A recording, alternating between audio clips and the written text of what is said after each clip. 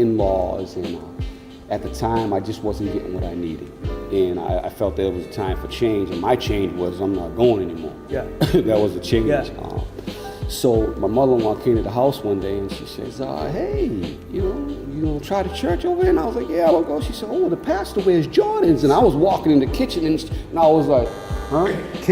You know, so it was just, I'm not gonna say it was the sneaker. No, it was the sneaker. It was the sneaker. Yeah, I mean, that's pretty much what got me here. Yeah. Because I wasn't ready. I still wasn't ready. Yeah. So talk to me about that first time you came in. Talk to me about what was your mindset and what happened. Goodness, it's been going 3 years, going on to the fourth, I would say. Man, time flies. Time flies. Yeah, absolutely. So when I came in, I was immediately greeted by Noel. Immediately. He almost actually wanted me to be on a team my first day, and I'm like, bro, hold on. So it was kind of overwhelming my first day when I came, but I knew the minute I heard you share and speak, I knew the minute it caught my eye, because I feel like I got undiagnosed ADD. Huh. Like, you know, I mean, like my wife and them say squirrel, and I'm like, you know, and I'm gone. So I get distracted very easily. So when I knew that, when I watched you share and you had my undivided attention, I knew that was it. I knew I was coming back. With all the worshiping and all that, took a lot of standing and all that, but it was good. It was good. That's cool. And talk to me a little bit about not just coming, but actually getting connected and really like getting saved, basically, right? Beginning to really walk with the Lord. When did that happen for you? Because I know everybody's different, right? Yeah, right. So at the beginning, like I said, I still kept coming along for my wife and my family, because I knew I couldn't sit at home. I'm trying to set the bar and let my kids know that this is the thing that we need to be doing. You know, my wife grew up in the church. I never grew up in the church. I didn't go to church as a young child. I was wild in New Bedford, and I felt when I came in that I wanted something different out of my life. I wanted something different than I had been doing all the time. I tried to just commit myself, and I said, I'm coming in, and whatever, Lord, you have in store for me, I'm here and I'm open. And I just came in with open arms and just with an open mind. And I knew that whatever was asked of me, this wasn't even getting ready to serve yet, but I knew I wanted to be involved and wanted to be an usher, or wanted to be in a parking team, wanted to be what people were doing around here. I wanted to be a part of the church. I remember the day you got baptized, man. That was a powerful day, right? Yeah, it was. Talk to me about that. Well, what was that like for you, from your perspective? Well, for me, like again, like I always get nervous in these situations once I get into them. But once I get in it, that's a wrap. I'm all in. I knew that I wanted to be baptized. I knew it was time. But just that building up to it, man. Just even the walk to the pool, man, was emotional. Stepping foot in that water. Everybody thinks the water's cold. When you get up in there, it was like, it was nice and warm. So now I'm relaxed, and I'm like, yeah, let's do this. Yeah. But even so, man, just having my friends and family there was really an emotional roller coaster for me, because I have situations with my younger children that, you know, it was good to see them there. Yeah. For them to see that, you know. So let's talk a little bit about that. When you talk about situations and whatnot, you know, we all have our past, right? We all have our stuff that we kind of work through. For you, what was some of the stuff that you kind of have worked through, or maybe still working through? Yeah. You know. Yeah. So I'm not even gonna go up in this till last night. This is an ongoing situation for me where I remember, I want to say that Aaron had spoke about it as when you speak into some negativity yourself, everything that comes at you is going to filter through that. Yeah. So that really stuck out to me the other day, and I'm like, wow, I feel like this new year, two strong messages were directed at me. You know, everybody says, oh, Pastor, that was me, he was talking to me. Yeah. But man, two strong messages were directed, and I felt it. And I just, I have a fear. And I always say my fear is the false expectations appearing real, of what everybody else is going to think about me. Yeah. People in my past, people that I hung with, just people that saw the old Paul that was out there wilding, which wasn't me, you know. And I just worry about being judged all the time, you know, and I'm doing better with that. Yeah. Because now I'm focusing on, maybe they're not talking about me. Yeah. Maybe that's not for me. Yeah. Maybe he's not looking at me like that. Yeah. Wow, he's not talking to me. But I said to myself, did you talk to him? So it's like, I'm talking in my head, but I'm not really answering myself back. Let's get that straight right now, because once you start answering yourself, we don't say that's kind of right. But anyways. But that's interesting, because I find it interesting that no matter where we are in our walk, right, no matter what season, there's always like this, a little bit of a concern that we have with the opinion of others, right? Yeah. Isn't that interesting? Like, no matter how old we are, it's always like a challenge. You know, when we were younger, we were like... that too? Yeah, like think about it, right? I'm in front of people. Yeah. all the time. Yeah. You know what I mean? Mm-hmm. And so whether I want or not, my life is out there. Right? And if people that know me knows I'm a very private person. Mm-hmm. But the calling puts me in front of people all the time. So people have all kinds of opinions. Right? Whether they know you or not, they're gonna have an opinion. Yeah. You know what I mean? So it's one of the things that we always have to kind of work through and filter through, because then you end up being a version of yourself that you want others for you to be, as opposed to just be yourself. Period. Yes. And that's one of the things I love about Jesus. I think Jesus comes on the scene to be himself and to let people be themselves. You know, that's what I love about it. Like when I read Jesus and when I study Jesus, it's like, man, you never see Jesus try to make someone be something that they're not. Right. You know what I mean? He almost like discouraged people from even following him, because he's like, are you sure you want to do this?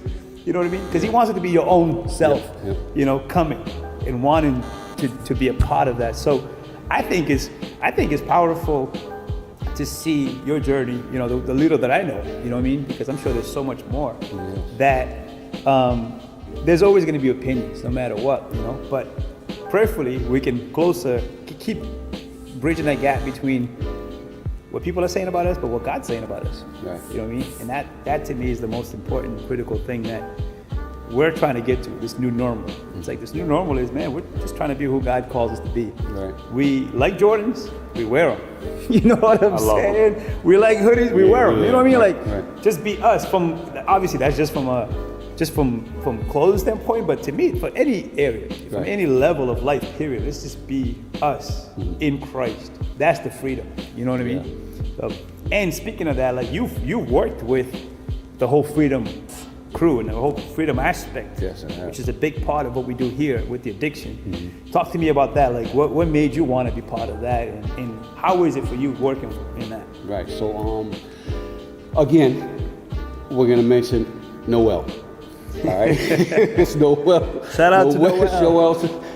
Noel. When you come in, he will put a full court press on you, and he's gathering team members. That was it right away. So when I was asked to do it, because what happens is around here is I see a lot of people joining teams and leaving teams, and I knew to myself that I wanted to be in this thing grounded. A pillar, grounded, because there's people that depend on seeing you every week. Right. As silly as it may sound. No, absolutely. They may come and they may say, hey man, well, where's he at this week? I was out with my back injury, and it's like people are showing. It's like, that's a really great point, man. You know, honestly, that's a really great point. So that's why, like, even a lot of I kind of jumped in with both feet, and I knew that this was a big part of the church, and I knew that a lot of people weren't going to want to step up for it, because what I noticed in this crew was there was a lot of people that were kind of hiding, I would say. No one would agree to take pictures. People, no, that's not me. And I feel like a lot of people can't get over that hump if you can't really identify the problem. Right. So for me, I like I said, I jumped in with 2 feet. I embodied this, and I want to continue on going on. It was funny because Adriana's the one that texted me on my way from vacation, and she was like, yeah, we want to do it. And I'm like, You know, like you always want to look at the phone and be like, man, but put it down. Right. Like I said to myself, when I come to this thing, I want to come in with 2 feet. Yeah. And that's what I've done with everything in the church. Yeah. You know, because, like I said, I don't want to be that person that gets. Yeah, I think that's the right approach. You Yeah. know, I think that, you're not going to get anywhere if you're not fully there. Right. Yep. But the Freedom Crew is powerful because, as you know, this is a big part of what this community is dealing with, right? The city, the region, addiction. You know? Addiction. Recovery. What has been some like cool things that you've seen that gives you hope that like, man, this is working? Oh my goodness. Just seeing somebody come in cleaner than they were the last week. Yeah. Clothes-wise. You could tell. You can just see it. Yeah. You could see the aura on people when they walk through the door and they have something to look forward to. Just hearing stories about how they couldn't wait to come to crew, or they had a rough day today and they've been thinking about crew all week. Because I kind of reach out to, we have a handful of people that we reach out to, like I'll take 3 and other people will take 3. And we kind of reach out and call them on a daily basis, see how everything's doing. Not that we're perfect. Yeah. Because it kind of helps me as well. Right. If I'm sliding or slipping back, when Absolutely. I feel like I'm in this rut, that I can kind of lean and say, let me call this person, and they say they feel like getting out of there. And I feel like I'm slipping and not being on top of what I need to be on top Yeah. of. So, Yeah, that's I mean, big, man. Yeah, it's very important, this Freedom Crew, man. There's so many people come out of there, and Yeah. it's an amazing. I love it, man. experience. I would also give a shout out to Noel and the whole team because Noel and his wife and Randy and it's his wife. And it's a lot of work. It's a lot of commitment. It's a big commitment, and as you know, people when they're going battling addiction, they're not consistent. You know, but you have to be consistent to Yes. give them some kind of framework to go by. So I really appreciate you guys and the work that you do because I know the difference that it's making. Right. Just today, I got an email from someone who's gone through Freedom Crew talking about like what they've experienced and Right. how they're in a different place now, and now they want to be part of the team. You know what I mean? Because as you get help, you want to help somebody else. See how that works. You know. And so let's jump into another area because I know again what's cool about you is that you really came and I was like, man, I'm gonna try different things, you know. And I know you also have done serve the city. Absolutely. You know, I think you did. Is it the shelter? Shelter, yeah. that you do? Yes. Sister Rose. Yeah. Talk to us about that. What is that like? Well, that's pretty interesting sometimes because what it is I see it, being from the city, I see people that I know go through there, and it's heartbreaking. And at the same time, I have to remain, and when you go in there, you can't run out of there saying, oh, well, I saw this one there, and I saw this one there, and I saw. So once I go in there and I see people I know, it's weird. You almost gotta kind of separate for a second and then pull back because we break bread, we eat, and then we go sit with the people that are there. Yeah. But for me, it was just the reality of, man, this thing is real. Like there's homeless people in New Bedford that have nowhere to live. It's cold. Yeah. For one, it's freezing. When they see it, when you look in the paper and it says, overflow is open, you just read it. Right. You say, wow, it's cold out. All right, and you carry on. You Right. think about it, you pray. Right. But there's a lot of folks that it doesn't mean anything to them. Right. So for me, it honestly, it gives back for me to be able to go serve food, a warm meal, Yeah. chop it up with a few of the people there, Yeah. whatever their beliefs are, because some people fight with you. Yeah. It hit me and I'm like, wow, man. This thing right here, I will serve every time I have to. I get mad when I can't serve. Yeah. Mad, but I enjoy serving. I enjoy when they want us to come there. I enjoy feeding. What would you say has been some of the major things you've seen God do with the family unit? Because I know you got a situation where your wife was coming, you weren't coming, and then the kids, Right. and then you gotta like bring the kids together. All that, like, how is that for you guys? Because that's a big part of what we're trying to do here is to bridge the gap for families, right? Yeah. Of all ages and different situations. So how was that? Well, I 100% believe in know that it definitely starts at home. Yeah. Okay, because my wife is not trying to leave the kids at home to come to church, and she's, oh, let's go, we're going. Yeah. Me, if you give me a hard time sometime, man, I'm out of here. I'm going to get I'm out. I'm not. So I'm learning more to focus on and take my time with my children and know that this is what's best for them. They might not like it right now. Yeah. And I hear you talk about that all the time, Yeah. growing up in the church. They might not like it, but they got to do it. Yeah. They definitely got to do it. So that right there, I could tell us, bringing us closer. Like I bring my older daughter with me to sit, and I can feel it. She's on her phone sometime, but you know, she's praising. She's gonna get it. Like them guys you say come with in the pockets. Yeah. And we got them. They're all cool now, and they're all stiff. You know, you break them down once they get here. But I always say, as long as you're in the house. as long as you're in the house. You're in the house. And man. that's what I came at. That's what I approached it as. As long as I'm here, whatever God use me. Yeah. Whatever you need from me, whatever you need me to do, I'm here. Yeah. So I think it's very important for families to come to church together. It's one day, Yeah. you know. And that's Yeah. it for me. What would you say to the dudes that were in your shoe that didn't want anything to do with it? You know, if you could talk to a dude out there right now, what would you say? I would say the next time that female asks you to go to church, that you put on your shoes and come. Jordans or not? Jordans not. Because we always seen, what I've been noticing around here is, it always takes a female to bring a young brother, a young guy to church. Yeah. Because that's it. And I would say for the young person that is at home and doesn't want anything to do with the church, just to give it a chance, just to give it a shot. We have a young pastor here who wears Jordans, who wears ripped jeans, who has a hoodie on, and it's cool. And that's just it, man. Like I said, the first day I came, I'm not just saying that because I'm here and I'm sitting here with you. It was a very mind-blowing experience that I knew that I wanted more. And like I said, even now, I go to church, man, I'm going, if I got to roll out alone, I'm out.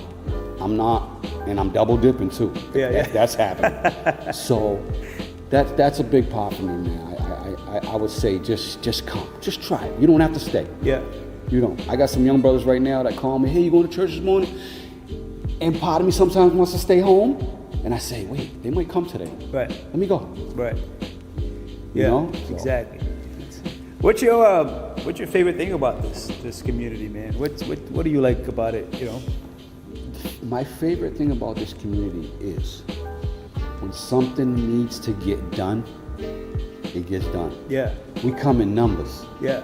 It reminds me of World War Z. See that movie? You like movies? Oh yeah. You see how the zombies just come? If we say, listen, we need that bench moved right there, we got more than enough people. Yeah. Most of the time. Let me straighten that out now. Right. Because sometimes some people are like, I'm gonna be right back. And they out. But for the most part, I think the community is so strong when something absolutely needs to be done, like crunch time, it gets done. Seeing everybody pull together in whatever area it may be, the cafe, security, usher, every team pulls together, man. Yeah. This building was empty. Yeah. Nothing in it, right? Yeah, remember the time we were here mopping? Mopping, we Like- was waxing. Get it right. It's mopping and waxing is two different things. We was doing section by section, and we did that 3 times through this whole building. Because Fernando was like, Fernando's like, one more coat. And that was like midnight, right? No, man, you remember when I told you, Pastor, make an executive decision, Yeah, tell him no. we need to go. And Pastor said, you know what? No, Fernando, this hallway is kind of, and we were good, and I was like, man, good. So, other than that, man, I mean, just the community, man, is so strong. Yeah. Like I said.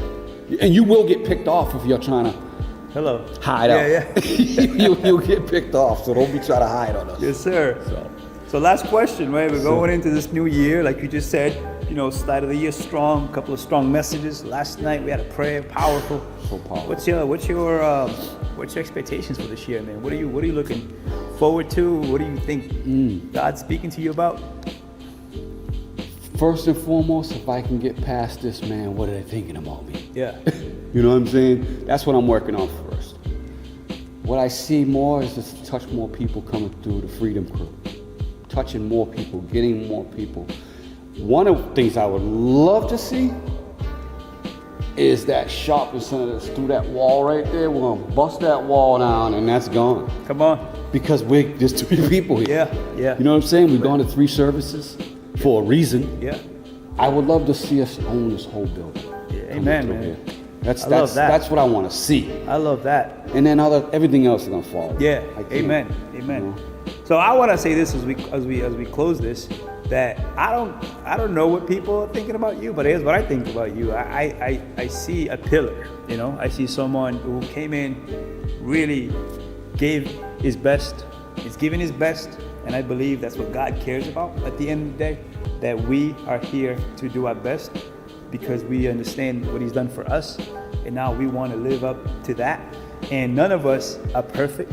All of us have a past, but that past is gone. Like when you went through the waters, He's like, man, it's legit, it's gone, right? I have a new future for you. So there's a saying, when the enemy reminds you of your past, you can remind him of his future. You know what I mean? Because the enemy just comes, again, through people to try to break you down, discourage you, get you down. But remember, you may not be there yet, but you're on your way. You're definitely on your way. That's why I love to chop it up with you, because I like it when it's real. I like it when it's raw. I like it when it's honest. And I think that's what God cares about at the end of the day. When I read the Bible, there's no one there who's qualified. The only one qualified was Jesus, and He's the one that had to pay for us. You know what I mean? Everybody else was jacked up. And there's only one kind of people that God uses, jacked up people, because there's nobody else. You know what I'm saying? So I'm glad to have you on board. I'm glad to have your family on board. And I'm glad we're able to chop this up. And I believe that this conversation is going to bless a lot of people. So much love, my brother. Appreciate it. Thank you sir. very much.